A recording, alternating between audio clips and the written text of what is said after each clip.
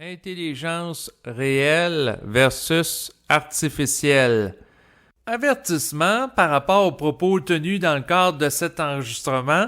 Je vous ne demande pas de croire ce qui est dit, mais plutôt de vérifier par vous-même si cela est réel avec votre ressenti ou votre intellect. Bonne écoute. L'intelligence réelle est le produit de l'activité, de la conscience de l'individu en contact avec le réel, c'est-à-dire en contact avec l'essence des choses. Donc, pour avoir accès à une intelligence réelle, il faut que l'individu soit réel, c'est-à-dire qu'il ait un ego transparent, c'est-à-dire que à quelque part, il soit capable de percevoir l'essence des choses, c'est-à-dire être doté d'une conscience vibratoire. Et pour pouvoir capter le réel des choses sur le plan énergétique fondamental, il faut que l'individu ait intégré la dimension énergétique de sa contrepartie cosmique en tant qu'esprit, c'est-à-dire qu'il ait vécu le processus de la fusion qui lui permet d'accéder à la conscience réelle qui est le fruit du mariage de sa conscience et de celle de l'esprit. Donc, autrement dit, il faut que l'individu accède à une conscience multidimensionnelle pour accéder à une conscience réelle qui, par la suite, va lui permettre d'avoir une double vision sur la réalité, c'est-à-dire percevoir des choses sur le plan des sens physiques, le goût, l'ouïe, l'odorat. Donc, appréhender la réalité d'une manière sensorielle, mais aussi à partir de sa sensibilité pour être capable de percevoir les énergies derrière les événements, les individus et les situations. Donc, la conscience réelle aussi a pour propriété de générer de la créativité, de la nouveauté. Donc, c'est pas une conscience qui a une mécanicité, c'est pas une conscience qui est le fruit de la réflexion, c'est pas une conscience qui est le fruit de mémoire se rapportant au passé. Donc, bien que la conscience réelle peut utiliser le support de formes mémorielles déjà existantes pour véhiculer une vibration, mais le fondement de la conscience réelle, c'est de véhiculer une vibration qui est nouvelle, tandis que la conscience, ou devrais-je dire l'intelligence artificielle, l'intelligence artificielle, c'est une étiquette qui est à la mode au moment où je fais cet enregistrement. Il y a beaucoup de gens qui parlent du déploiement, du développement sur le plan de l'informatique, de l'intelligence artificielle, mais qu'en est-il vraiment?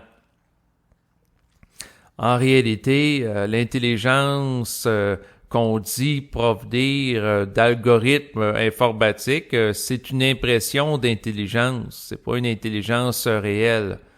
Parce que en réalité, donc l'intelligence artificielle au niveau informatique est le produit d'équations mathématiques que des individus ont programmées dans des machines, c'est-à-dire des lignes de code avec des symboles pour programmer des ordinateurs.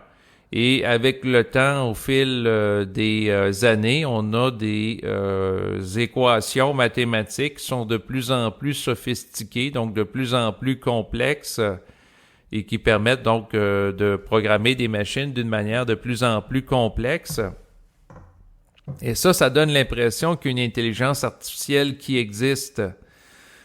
Mais en réalité, l'intelligence qu'on dit artificielle, c'est une impression d'une intelligence qui vient de la machine. On a l'impression que la machine, à force qu'elle utilise des codes qui sont complexes, qui sont sophistiqués et qui lui permettent d'appréhender de plus en plus la complexité du réel, on a l'impression que la machine est intelligente, alors que c'est pas réel. Donc, la machine en tant que telle est le résultat de programmation. C'est sûr que plus que les programmes qui s'y rapportent, les algorithmes qui permettent à la machine de traiter de l'information sont complexes, puis plus aussi que la machine est capable de traiter rapidement l'information, et plus on peut avoir l'impression, l'illusion que la machine en tant que telle est intelligente. Mais en réalité, ce n'est pas le cas. C'est tout simplement un leurre lié à une sophistication puis une mystification qui est le produit de la complexification de la capacité de la machine de traiter de l'information qui s'opère avec le temps. Donc, c'est sûr qu'un individu, par exemple, qui va utiliser un logiciel de reconnaissance vocale ou qui va dans le fond, parler à une machine pour lui dire des commandes, comme par exemple, dans le fond, la personne parle avec la machine pour entendre une blague ou connaître l'état de la météo, ou alors d'aller chercher des informations sur Internet, ben, la personne peut avoir l'impression que la machine est dotée d'une conscience et qu'elle a une intelligence alors que ce n'est pas le cas du tout. Et son activité est tout simplement le produit de programmation lié à des algorithmes de plus en plus complexes qui sont produits par des programmeurs informatiques, tout simplement.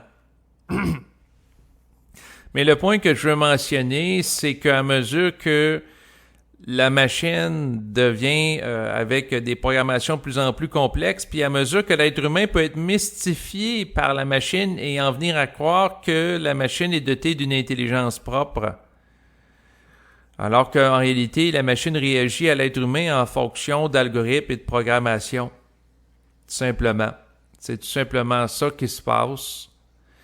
Mais par contre, ce qui peut arriver, c'est qu'à un moment donné, l'être humain deviennent tellement mystifiés par la machine qu'il va parler avec la machine comme si c'était un ami, un individu, puis avoir l'impression d'être avec quelqu'un sur le plan physique, alors qu'en réalité, il est avec une machine. Et c'est sûr que le comble de la réussite pour un programmeur informatique, c'est d'en venir à avoir une telle sophistication dans la capacité de générer entre guillemets, une intelligence artificielle que l'être humain va penser qui est en interaction, en échange avec un être humain réel, c'est-à-dire de faire passer l'artificiel pour un être humain réel. Et c'est sûr qu'à quelque part, un programmeur informatique qui atteint ce stade de réalisation, ben, il peut avoir une certaine forme de fierté parce que d'une certaine façon, il réussit à égaliser en partie l'intelligence humaine, mais c'est sûr qu'à quelque part, ce qu'il faut réaliser, c'est que l'intelligence artificielle est le produit d'êtres humains. Et ce qu'il faut réaliser aussi, c'est que si on y va en profondeur pour faire une lecture sur ce sujet, c'est que le concept d'intelligence artificielle qui fascine plein de personnes à l'époque actuelle est le produit de programmeurs informatiques qui sont sous influence de pensées qui viennent d'ailleurs. Donc, si on part du principe que c'est l'être humain ne génère pas les pensées, mais que l'être humain reçoit des pensées de l'invisible, ça veut dire quoi? Ça veut dire que dans l'invisible, il y a des entités, il y a des consciences qui ont cheminé dans l'esprit de l'être humain l'idée de générer des codes qui vont générer des programmes, qui vont générer des algorithmes de plus en plus complexes et d'appeler ça de l'intelligence artificielle par la suite. Et ensuite, des êtres humains sont mystifiés par ça. Puis il y a des êtres humains aussi par rapport à l'activité d'algorithmes qui, par exemple, vont suggérer de visionner des vidéos sur le web ou des envois de messages sur les réseaux sociaux, bien, vont être influencés par cela. Donc, c'est sûr que le but, par exemple, de réseaux sociaux ou de sites de diffusion de vidéos à quelque part, s'ils ont une fonction commerciale, c'est d'amener les gens à être sur ces plateformes le plus longtemps possible pour être exposés, entre autres, à de la publicité en relation avec les entreprises qui donnent du financement à ces sites web, donc pour que ça soit rentable sur le plan commercial. Donc, autrement dit, ce qui est arrivé, c'est que des êtres humains ont généré des programmes et par la suite, les programmes orientent le comportement d'individus pour les amener à visionner certains types de vidéos. Et ce qui est particulier derrière ça, c'est que l'être humain va influencer la machine pour, dans le fond, la doter d'algorithmes particuliers plutôt que d'autres, donc à partir de sa subjectivité. Et par la suite, la machine va influencer d'autres êtres humains pour influencer leur comportement, par exemple, d'écoute et de visionnement de vidéos. Et ce qui est particulier, c'est que ça fait comme une boucle, c'est-à-dire que l'être humain influence la machine et ensuite la machine influence l'être humain qui peut avoir par la suite des comportements machinaux. C'est-à-dire que si l'être humain se laisse passivement programmer par l'activité d'algorithmes qu'on appelle intelligence artificielle, eh bien, à ce moment-là, l'être humain est sous influence de la machine. Et déjà que l'être humain est sous l'influence de plein de choses, comme par exemple la publicité qu'on vous pouvez voir à la télévision, là, la publicité rendue sur le web. Ensuite, l'être humain est sous influence de la culture dans laquelle il se situe. Il est sous influence aussi du contexte planétaire. Ensuite, il est sous influence des gens de son environnement.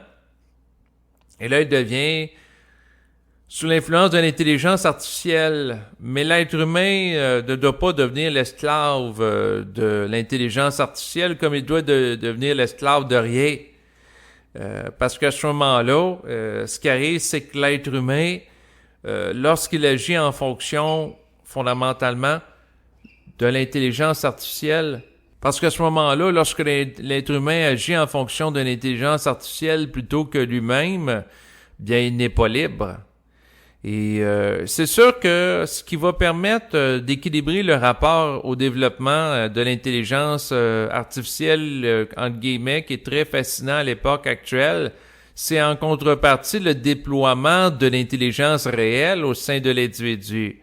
Plus que l'individu est doté d'une conscience propre, d'une capacité d'avoir un esprit critique et une capacité aussi à générer son propre savoir à travers sa parole, et à mesure qu'il peut équilibrer son rapport à l'intelligence entre guillemets artificielle et aux algorithmes de plus en plus sophistiqués qui sont utilisés et déployés pour l'amener, par exemple, à être orienté pour écouter certaines vidéos, regarder certains articles sur le web, consommer aussi d'une certaine façon.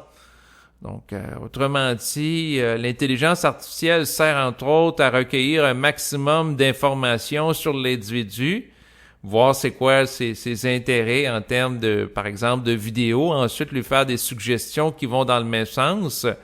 Et plus que l'intelligence artificielle est sophistiquée, puis plus qu'elle peut avoir accès en grande quantité à des informations pour proposer à l'individu des choix personnalisés. Donc, et à ce moment-là, plus que l'individu peut être influençable par rapport au mémorial, aux traces d'informations qui se rapportent à son passé, à ses comportements. Donc, tout ce que fait en termes d'action par l'individu peut être utilisé pour l'influencer ensuite dans une direction.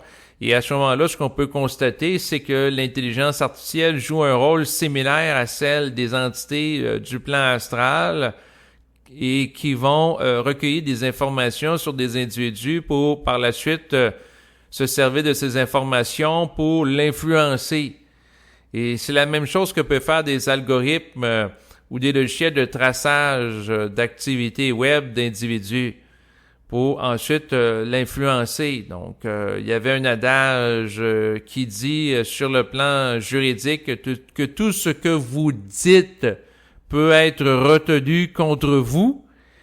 Et en lien avec ça, ce qui arrive comme réalité, c'est que tout ce que fait l'individu sur le web peut, à quelque part, être récupéré par l'intelligence artificielle qui fait le traçage de l'individu par des logiciels pour, par la suite, récupérer l'ensemble des informations relatives aux activités pour l'influencer.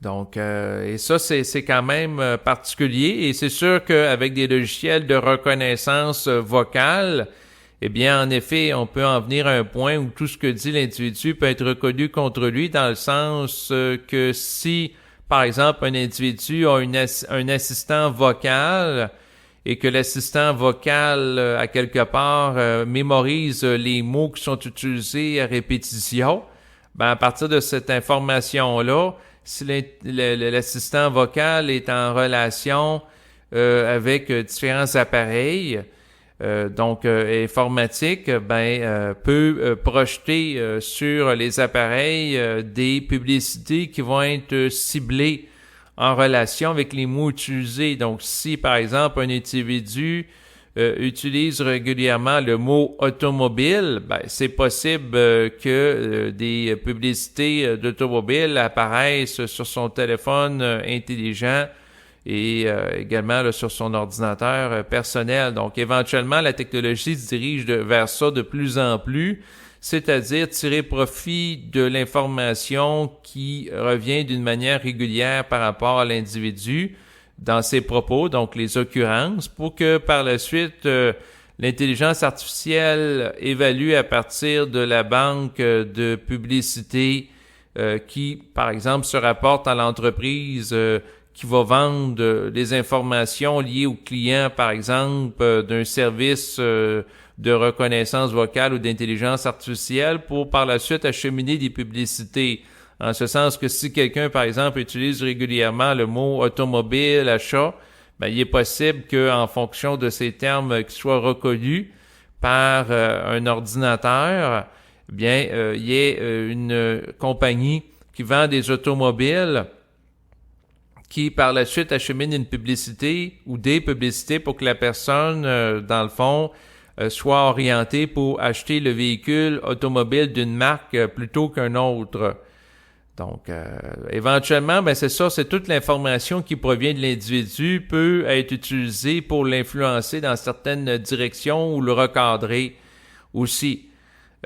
Dans le sens que si quelqu'un fait allusion régulièrement à un virus, ça se peut qu'il reçoive de la publicité en relation avec la prévention de la transmission d'un virus.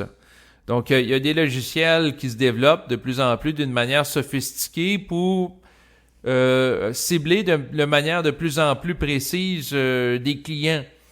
Et ce qu'il faut réaliser, c'est que derrière l'intelligence artificielle, il y a l'être humain, puis derrière l'être humain, tant qu'il vit une certaine inconscience dans son rapport avec l'invisible, ben, il peut être sous l'influence, malgré lui, de forces qui l'échappent, que ce soit des entités du plan astral ou également du plan mental, qui vont l'amener à développer certaines inventions dont il ne connaît pas et ne comprend pas tous les aboutissants, étant donné, et les impacts éthiques aussi, étant donné que les êtres humains qui vont recevoir de l'information dans le mental pour mettre en place, par exemple, des algorithmes de plus en plus sophistiqués pour quel déploiement de l'intelligence artificielle, bien, ils ne voient pas nécessairement toutes les conséquences par rapport à ça. Ils n'ont pas la capacité d'avoir non plus accès à un savoir vibratoire qui leur fait voir tous les enjeux relatifs au déploiement de telles programmations sophistiquées sur la vie d'être humain présentement, mais aussi pour les prochaines décennies, les prochains siècles. Donc, ils ont une compréhension relative de cela. Et c'est sûr qu'à ce moment-là, si un être humain met en place des algorithmes de plus en plus sophistiqués dans des réseaux électroniques et que l'être humain n'a pas la compréhension de l'ensemble des impacts de ses actions et de leur portée éthique, ben c'est sûr que ça peut donner place à des dérapages comme des situations de cyberdépendance, en ce sens que il peut y avoir des algorithmes très sophistiqués qui amènent des gens à devenir de plus en plus dépendants de certaines vidéos. Et comme les gens sont relancés continuellement avec des vidéos similaires, ben s'enliser dans certains cas dans des croyances de manière de plus en plus rigide, lié au fait que l'algorithme évalue qu'un individu s'intéresse à tel type de vidéo, donc lui relaie des vidéos de manière similaire pour que l'individu passe un maximum de temps devant l'ordinateur, mais en faisant ça, comme l'individu n'a pas de vidéo avec des éléments d'information contraires ou complémentaires, ben, il peut avoir un enlisement dans certaines croyances. Donc, autrement dit, ça fait partie des effets pervers que sans doute certains individus qui ont développé des algorithmes pour amener l'intelligence artificielle n'ont pas nécessairement vu.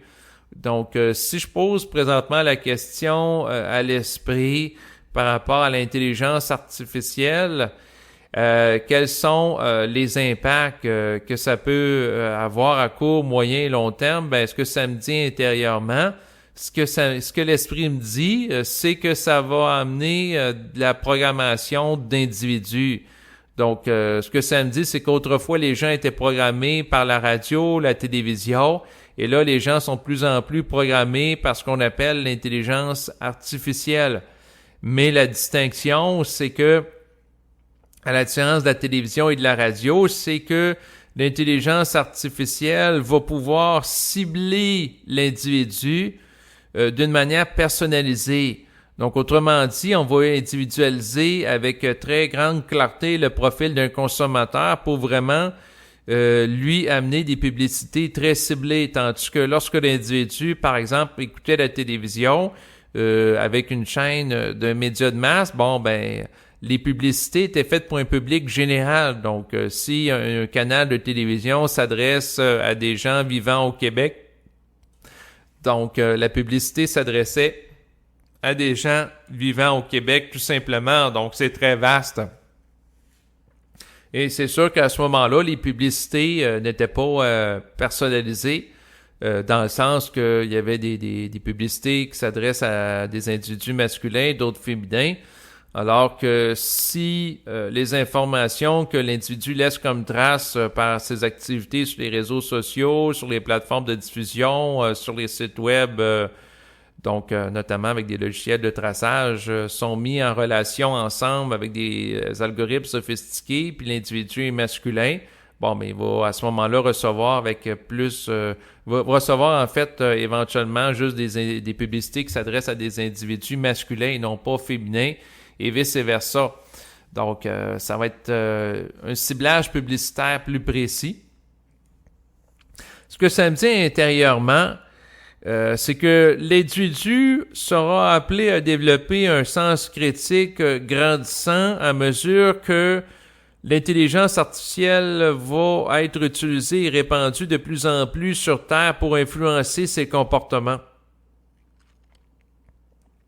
Ce que l'esprit me dit par rapport à l'intelligence artificielle, c'est que l'intelligence artificielle est le produit de l'intellect et du désir de l'ego à partir d'équations mathématiques d'appréhender la réalité physique. Est-ce que l'intelligence artificielle est bonne ou mauvaise en soi? La réponse, c'est non. C'est comme un couteau qui peut être à double tranchant. Donc, on peut se servir, par exemple, d'un couteau pour beurrer, pour mettre de la margarine ou du beurre sur une tranche de pain. Et aussi, le couteau peut être utilisé pour commettre un meurtre.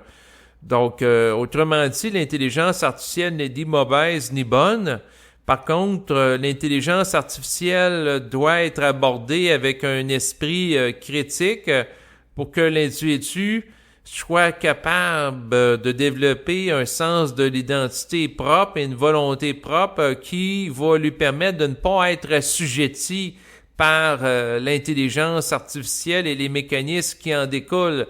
Parce que l'intelligence artificielle peut être le fruit d'activités d'entités astrales qui vont influencer des individus à être enthousiastes et à investir d'énergie pour implanter rapidement l'intelligence artificielle.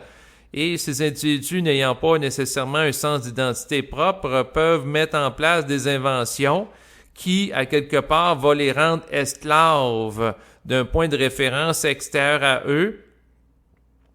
Donc, si on pense notamment par rapport à des applications vocales pour accompagner des gens, donc c'est sûr que si on pense aux assistants vocaux, si l'individu, au lieu de développer un sens d'identité propre et se référer par lui-même en priorité, se réfère tout le temps à un assistant vocal qui va aller chercher pour lui de l'information sur le web pour avoir accès à certaines informations, ça garde l'individu en situation de dépendance. Et c'est sûr que s'il y a une centralisation de l'information qui s'opère dans les prochaines années par rapport à certains moteurs de recherche qui sont programmés par des êtres humains qui vont orienter les réponses aux questions que l'individu peut poser en lien avec des assistants vocaux. Parce que à quelque part, il y a un nombre restreint de multinationales qui s'intéressent à l'intelligence artificielle, ou si les gens utilisent toujours la même plateforme de recherche pour avoir accès à des informations, ben les individus vont être orientés par cette plateforme dans les réponses qu'ils vont recevoir. Donc implicitement, ça va orienter le comportement d'individus. D'utiliser, par exemple, un assistant vocal d'une compagnie plutôt qu'un autre, se rapportant à certaines plateformes où sont entreposées des grandes quantités de données. Et là, à ce moment-là, ce que ça fait, c'est que ça oriente la perception de la réalité de l'individu d'une façon plutôt que d'une autre. Et c'est très subtil. Donc, autrement dit, si quelqu'un, par exemple, va... dans le fond, pour rechercher de l'information par rapport au changement climatique, les premières occurrences sur un moteur de recherche que l'individu va pouvoir avoir accès avec les informations qui vont sortir d'un assistant vocal va donner un certain discours. Et c'est sûr que si la multinationale qui met en place l'assistant vocal ou qui est celle auquel se rapporte le moteur de recherche a un parti pris particulier en lien avec les changements climatiques, à savoir s'ils sont réels ou non, ça va être teinté dans les occurrences qui vont ressortir en premier, ça va être teinté dans le discours et l'information que la personne va recevoir. Et c'est sûr qu'on peut dire que, l'information que la personne va recevoir va être dans le fond... colorée, ne sera pas objective. C'est sûr qu'on peut dire que l'information aussi que l'individu reçoit de l'invisible, que ce soit par le plan astral ou le plan mental, est également colorée, en effet. Et c'est la raison pour laquelle l'individu doit être amené à développer une conscience critique grandissante à mesure que des algorithmes sophistiqués grandissent. Donc, sa conscience individualisée doit être inversement proportionnelle en intelligence réelle pour être capable d'accoter, entre guillemets, ce qu'on appelle l'intelligence artificielle et ne pas être piégé par elle. Donc, c'est ce que je voulais mentionner fondamentalement à travers cet enregistrement. Et aussi, c'est de réaliser qu'à quelque part, l'intelligence artificielle ne sera pas une intelligence qui aura la capacité d'être créative au sens d'émettre des nouvelles pensées sur le plan vibratoire. L'intelligence artificielle pourra faire la permutation de données de manière de plus en plus sophistiquée qui va donner l'impression que c'est de la créativité, en ce sens qu'il existe des logiciels qui permettent, par exemple, d'échantillonner des succès de musique, donc prendre certains segments musicaux de chansons qui ont été des succès, et c'est sûr que dans l'optique d'écrire des succès, un compositeur musical peut avoir accès à l'intelligence artificielle qui va, par exemple, échantillonner des chansons qui ont été par le passé des succès, dans l'optique de reprendre et de regrouper ensemble certains segments musicaux pour donner place à un nouveau succès. Mais cette approche-là est celle du traitement de données déjà existantes pour les recombiner autrement.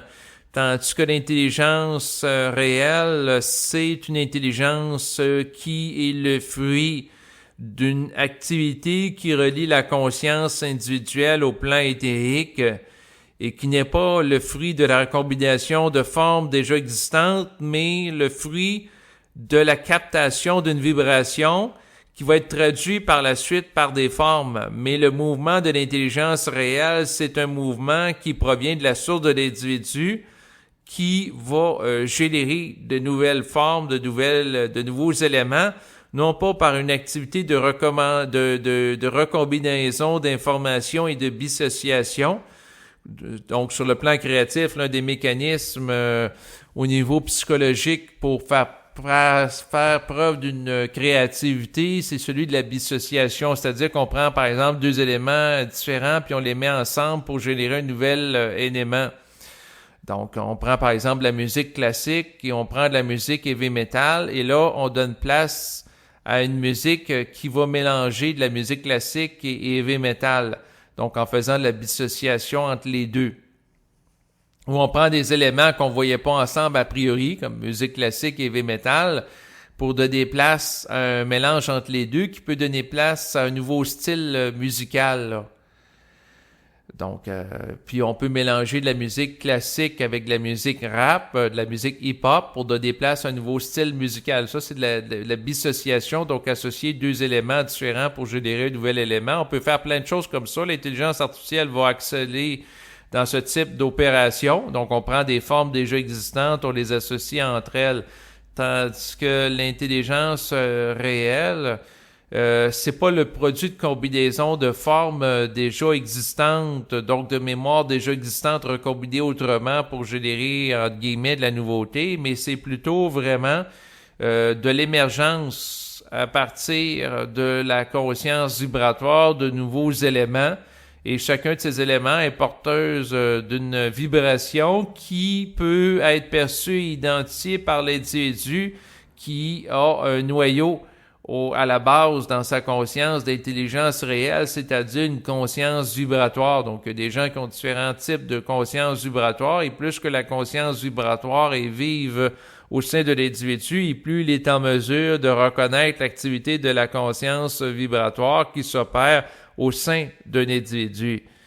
Et avec une grande sensibilité, une grande précision de captation, car le semblable ne peut qu'être connu par le semblable. Donc, fondamentalement, ce qui va être l'élément de distinction entre l'intelligence artificielle, entre guillemets, et l'intelligence réelle, c'est la manifestation de la conscience vibratoire.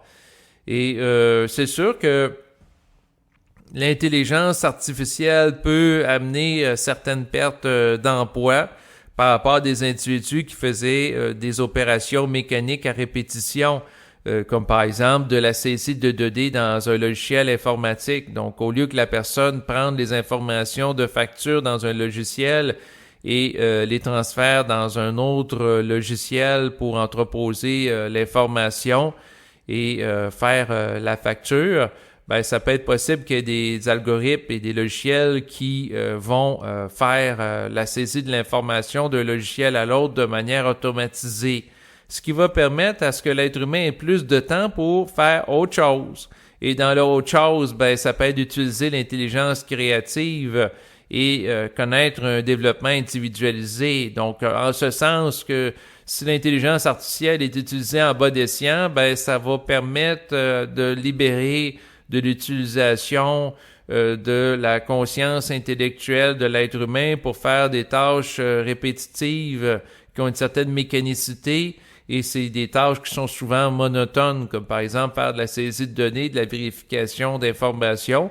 Donc, si les logiciels sont sophistiqués et qui opèrent le traitement de l'information de plus en plus, et l'intelligence artificielle est utilisée à bas escient, bon, ben, toutes les tâches qui sont automatisées, comme par exemple faire le prélèvement de loyer à chaque mois qu'un individu va payer. Donc, au lieu que l'individu, à chaque mois, fasse un chèque qu'il remet au propriétaire pour payer le montant de son loyer, ou même chose pour l'hypothèque pour une maison. Bon, si les prélèvements se font automatisés par l'utilisation de programmes informatiques, ben, ça libère du temps pour que l'être humain en fasse autre chose et utilise son intelligence réelle. Mais c'est sûr que des gens vont utiliser le temps qui est libéré par les tâches répétitives comme payer le montant pour, par exemple, un véhicule automobile qui a été acheté. Et la personne doit faire un paiement à chaque mois. Même chose pour l'habitation. Ben, il y a des gens qui vont utiliser le temps libéré pour passer du temps sur des réseaux sociaux ou sur des sites de diffusion web, mais il y a des gens aussi qui peuvent utiliser le temps libéré, non pas pour s'exposer à l'activité d'intelligence artificielle, mais plutôt pour manifester leur intelligence réelle en produisant des contenus et en visant à manifester la créativité en eux. C'est sûr que des gens peuvent se reposer aussi là, en regardant des vidéos qui leur sont suggérées. Là, un exclut pas l'autre, mais le point, c'est que à quelque part, si l'intelligence artificielle est utilisée en bas escient, ben, elle va pouvoir libérer l'être humain de tâches répétitives à effectuer au même titre que les automates et les robots dans des entreprises de production industrielle peuvent libérer l'être humain de la réalisation de tâches qui sont exigeantes sur le plan physique et qui amenaient des lésions professionnelles. Donc, c'est sûr que des gens, à force de faire des mouvements répétitifs ou, par exemple, ils ont à forcer, ben, il y a des gens qui développaient des problèmes de mal de dos. Donc, si ces tâches qui nécessitaient, par exemple, de soulever à répétition des objets qui sont lourds sont remplacées par des appareils, par des machines, par des robots qui sont dotés d'intelligence artificielle, bon, ben, à ce moment-là, ces gens-là ne voient pas leur capacité physique hypothéquée. Et c'est la même chose pour le temps de cervelle. Donc, autrement dit, si les tâches répétitives sont effectuées par des programmes informatiques, ça fait en sorte que l'individu a plus de temps de cervelle, donc de temps, devrais-je dire, de conscience, ça va être plus beau, à utiliser pour autre chose, dans le meilleur des cas. Mais on verra bien quel usage va être fait là, de l'intelligence artificielle. Si je pose la question à l'esprit, est-ce que l'être humain doit craindre l'intelligence artificielle? Est-ce que ça me répond oui? Dans mesure que l'être humain est naïf et fascinable, ben, il y a à avoir, dans le fond, une capacité de faire face à l'intelligence artificielle de manière critique, comme tout élément qui sont introduits dans son système de vie. Donc, c'est ce que ça me dit. Tant que l'être humain peut croire, peut être naïf et qu'il n'est pas entré dans son identité réelle, oui, il peut être piégé par l'intelligence artificielle, puis oui, l'intelligence artificielle peut représenter une menace à son intégrité psychique, en ce sens que l'intelligence artificielle peut l'endoctriner par rapport à l'exposition à certaines vidéos qui vont tout le temps dans le même sens et confirmer certaines croyances et les rigidifier au sein d'individus. Donc, tant que l'individu peut donner préséance à la forme, à la vibration qu'il capte, ben, l'individu peut être en danger par rapport à des formes qui vont le manipuler, auxquelles il va donner de l'autorité. Donc, c'est le point qui me vient en tête. Si je pose la question, l'esprit, est-ce que l'intelligence artificielle va continuer à se développer? Ça me répond oui. Et ça me répond que son développement va s'accélérer là, dans les prochaines années, les prochaines décennies.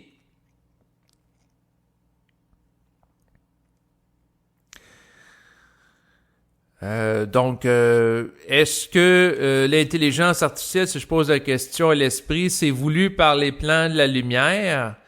Que l'intelligence artificielle se développe.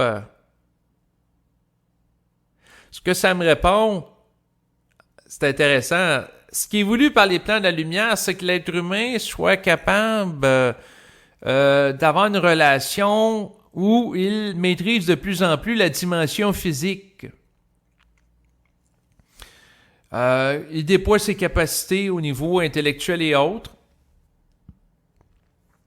Est-ce que c'est voulu par les plans de la lumière que de l'intelligence artificielle? Ça me répond oui. Parce que ça va remplacer certaines tâches mécaniques que l'être humain faisait pour qu'il soit disponible à autre chose, dont la réception, entre autres, d'intelligence qui proviennent des plans de la lumière, donc et que l'individu ait plus de temps pour s'intérioriser en ayant moins de temps à consacrer à faire des tâches mécaniques. Par contre, ce que ça me dit intérieurement, c'est que ça, c'est pas voulu par l'être humain que, par les plans de la lumière, que l'être humain devienne l'esclave de l'intelligence artificielle. C'est pas voulu que l'être humain soit manipulé par l'intelligence artificielle pour être détourné de lui-même et de son propre centre. Si je pose la question, pourquoi que les plans de la lumière laissent l'introduction massive en société présentement de l'intelligence artificielle? Ce que ça me dit intérieurement, c'est que la société est rendue là, c'est-à-dire à composer avec l'intelligence artificielle.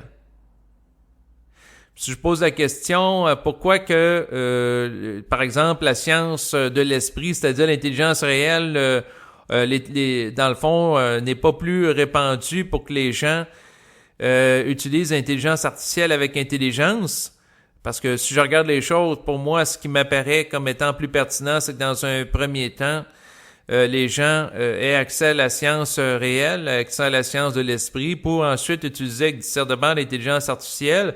Ce que ça me répond, pourquoi il n'y a pas plus d'intelligence réelle qui est diffusée en société, qui est infusée dans le mental d'individus qui constituent la société, c'est que les gens sont pas prêts à en vivre davantage, mais ils sont prêts à être en contact avec l'intelligence artificielle. Ce que ça me répond aussi, c'est que le développement de l'intelligence artificielle est orienté par les entités astrales, par les désirs de certains égos de faire de l'argent à partir de ça, fondamentalement, qui aveuglent leur comportement. Donc, ça me fait penser ici, ce qui me vient en tête, c'est l'idée de celle d'un documentaire que j'écoutais qui s'appelle Social Dilemma.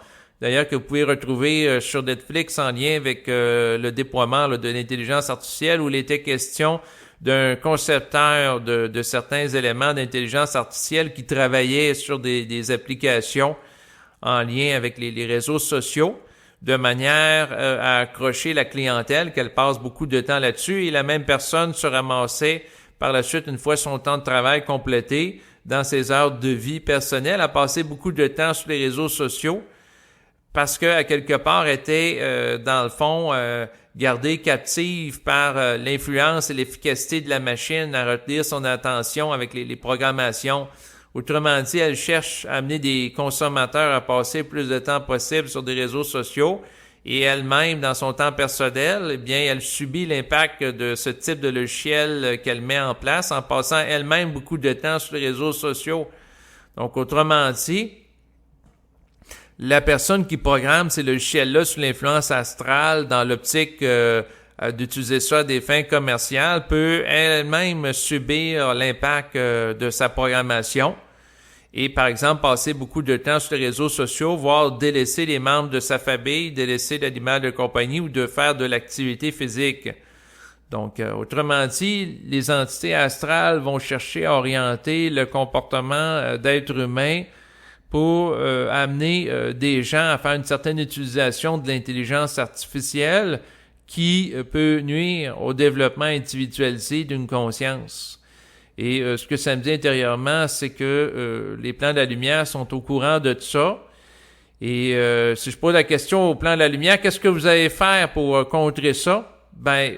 Ce que ça me dit, c'est que ils vont envoyer des pensées dans le mental d'individus qui utilisent les réseaux sociaux pour avoir un esprit critique par rapport à eux, et s'ils n'ont pas une communication télépathique par rapport à certains individus, ce qui va arriver, c'est que certains individus vont souffrir, par exemple, de cyberdépendance en relation avec des réseaux sociaux ou des sites web où de l'intelligence artificielle est utilisée, et lorsque les gens souffrent suffisamment à travers leur expérience, à un moment donné, ils vont être obligés de modifier leur comportement.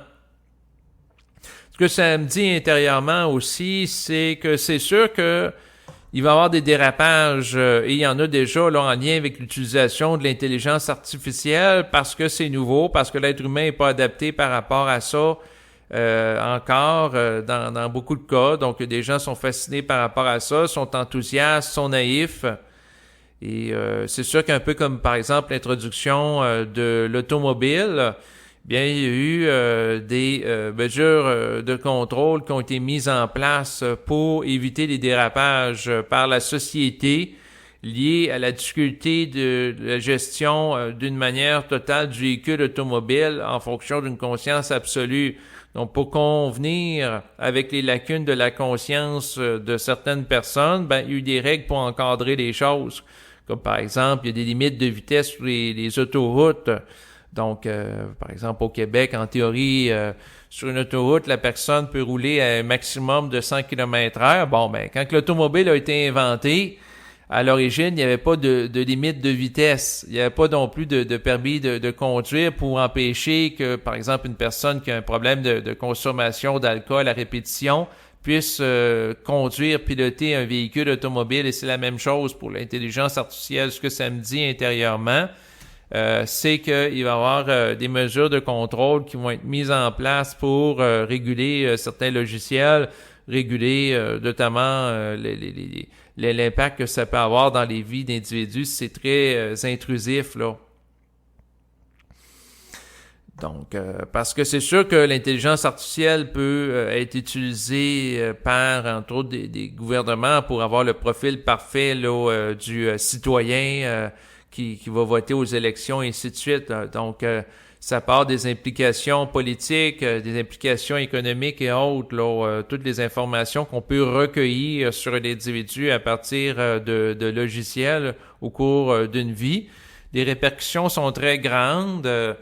Et c'est sûr que par rapport à tout ça, eh bien, ce que l'esprit, dans le fond, me dit, c'est que il y aura des dilemmes éthiques à résoudre qui vont nécessiter une grande dose d'intelligence réelle pour faire face à la montée en puissance et l'influence sociale grandissante de l'apparence d'intelligence générée par des algorithmes. Donc, c'est l'essentiel du discours. Et en relation avec l'exposition de plus en plus grande de l'intelligence artificielle, est-ce que l'individu a à faire quelque chose de particulier? Ben, ce que ça me dit, c'est qu'il a à faire preuve de jugement, de discernement. Et son discernement doit être grandissant par rapport à toute information auquel il est exposé, tout simplement. Essentiellement, c'est ce que ça me dit par rapport à ça. Et ce qu'il faut réaliser, c'est qu'éventuellement, l'intelligence artificielle, va se développer dans les prochaines décennies, mais un jour, ça sera plafonné. Et l'être humain n'aura d'autre recours que d'accès à l'intelligence réelle pour continuer à avoir accès à des éléments d'information de plus en plus vastes. Parce qu'un jour, avoir accès à un ordinateur puis à de l'intelligence artificielle pour faire de la recherche d'informations, ça sera plus suffisant pour certains individus parce que il y a toujours une dimension limitée parce qu'on fait référence à du mémorial de choses qui existent. C'est sûr qu'avec le temps, l'intelligence artificielle va être capable d'être connectée avec des données en temps réel, que ce soit par exemple des informations liées à la météorologie, donc l'état de la température, l'état par exemple d'une activité qui se déroule comme une partie de hockey, donc différents éléments. Il y aura même des fonctions il y en a de plus en plus d'ailleurs, là, de prévoir des événements futurs à mesure que la quantité des algorithmes ont accès à une grande quantité d'informations de big data. Donc c'est sûr que de prédire des événements, produire des formes à partir de formes, ça a ses limites, mais la meilleure façon d'avoir une compréhension globale, englobante de la réalité, c'est de s'appuyer sur l'intelligence réelle plutôt qu'artificielle qui se réfère à des formes. Et la lacune de l'intelligence artificielle, quand même qu'elle ait des algorithmes et des équations de plus en plus complexes, c'est qu'elle repose sur la forme et une technologie qui se rapporte au plan physique. Ce n'est pas une technologie de nature multidimensionnelle, tandis que l'individu qui se réfère à l'intelligence vibratoire a accès à une forme d'intelligence beaucoup plus vaste qui se renouvelle en totalité dans l'instantanéité du moment présent d'une manière permanente. C'est sûr qu'on peut dire qu'en effet, l'intelligence artificielle va être capable de plus en plus de se renouveler pas créativement, mais se renouveler de plus en plus avec des formes parce qu'il y aura de plus en plus d'entrées d'informations qui vont se rattacher à des espaces de stockage d'informations qui vont être de plus en plus complexes d'appréhender d'une manière de plus en plus la réalité à partir d'une perspective physique et non pas une perspective multidimensionnelle comme l'intelligence vibratoire. Mais c'est sûr que plus que les gens vont vivre la fusion avec l'esprit, puis plus qu'ils vont être appelés à utiliser en priorité l'intelligence vibratoire, et ensuite donner de l'autorité à l'intelligence artificielle. Et si l'individu part du principe que à quelque part il y a de l'information sur l'intelligence réelle qui est plus vaste que celle qu'il peut avoir accès à partir de moteurs de recherche et d'algorithmes, ben, il va à quelque part ne pas être victime de l'intelligence artificielle en lui donnant un rôle de premier plan dans son existence. Donc, si l'intelligence artificielle est utilisée au second plan, mais que l'individu utilise l'intelligence vibratoire, et c'est sûr que l'intelligence vibratoire peut amener l'individu, par exemple, à faire une recherche dans un moteur de recherche, puis l'individu peut être mis en vibration pour lire un article plutôt que d'autres. Et si l'individu part de cette compréhension et suit le fil d'Ariane que représente le déploiement de son intelligence réelle, ben à ce moment-là, il ne se perdra pas dans l'utilisation de l'intelligence artificielle qui le détournerait de sa source. Donc, si l'individu œuvre à partir de sa propre source et ensuite, dans le fond, s'il met en vibration par sa source, oui, à utiliser un certain moteur de recherche, puis là, il y a des occurrences qui sortent, puis là, il y a tel article qui il est mis en vibration pour le lire et qu'il le lit, ben là, c'est intelligent parce qu'il va dans le sens du courant vibratoire qui passe à travers lui. Donc, à ce moment-là, l'intelligence artificielle n'est pas une zone de perdition. Mais tout ça demande du discernement. Et c'est ce qui va compléter cet enregistrement audio. Et je vous dis à bientôt. Au revoir.